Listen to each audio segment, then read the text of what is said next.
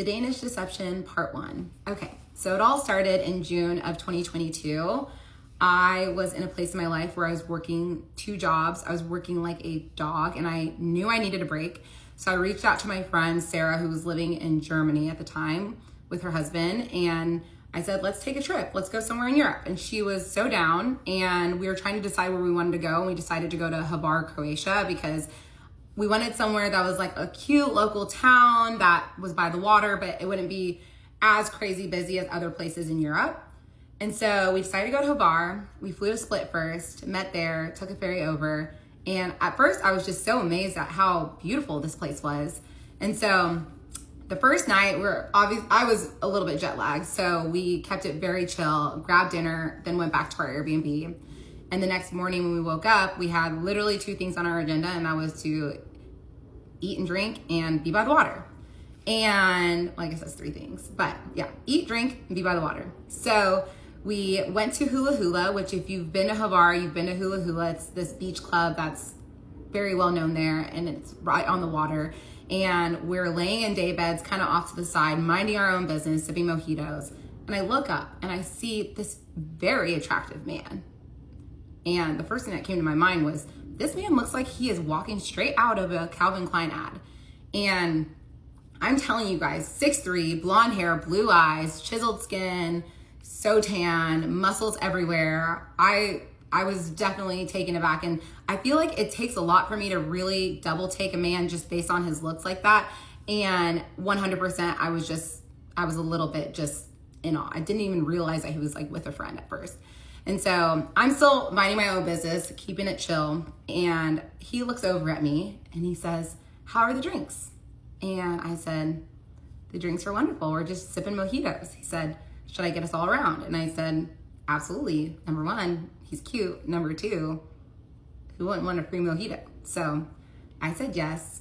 We got a round of drinks and we're sipping our drinks, and we just start small talking. And I asked them where they're from, and they say that they're both from Denmark.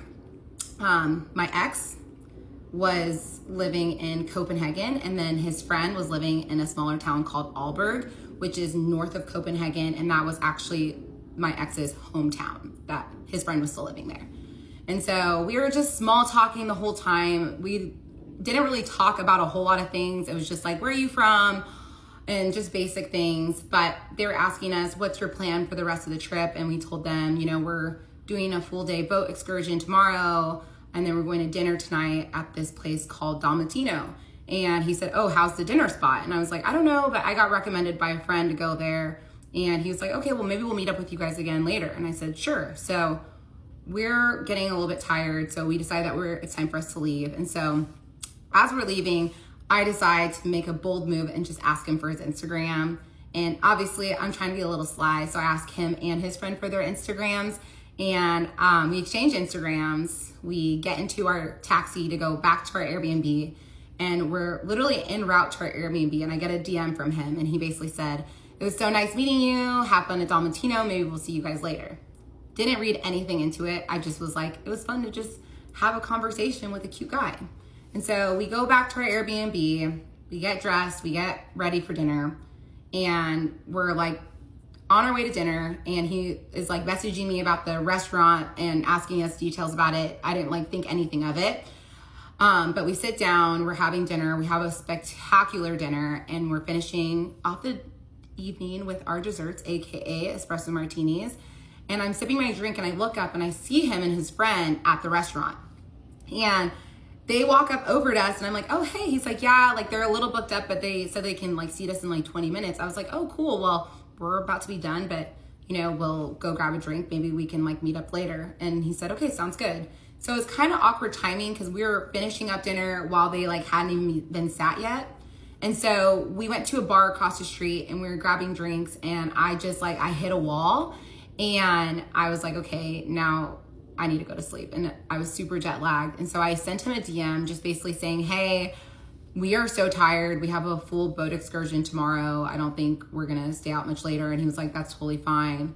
And so the next day we wake up, we get on the boat, and I start obviously posting all my cute photos. Remember I took a photo driving the boat, and we we were just, having fun. And I was like looking at my Instagram story and I see he's like hearting every single story and like he's responded to a couple of them. I am not the type of person that reads very much into activity on social media like that, but it was something that I noticed. And so, we continued on with that for like a day and a half.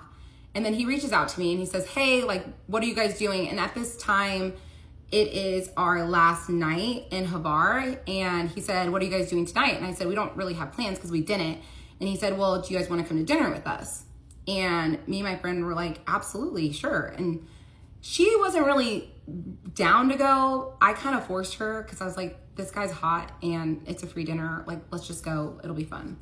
And so she's a good friend. So she came with me and we get to the restaurant and him and his friend are sitting across from each other. So obviously I took the seat next to him. I was sitting across from my friend and we're sitting there, we're having a wonderful dinner and drinking tons of wine. And I come up with this idea to play this game where I'm asking his best friend to describe what my ex's type was. And because we were obviously like vibing with each other and I was just curious. And so his best friend starts listing off everything like good morals, hard worker, all these things. And like, I felt like he was describing me. And after his friend was done talking, my best friend basically said, aside from being a good cook, she checks off every single box. And I remember I looked at him, my ex, and I said, but I will become a great cook for a good man. And he starts laughing. I remember I put my hand on his leg. And that was the first time in my life that I felt that instant electricity from someone's touch. Like it literally felt like I was getting shocked.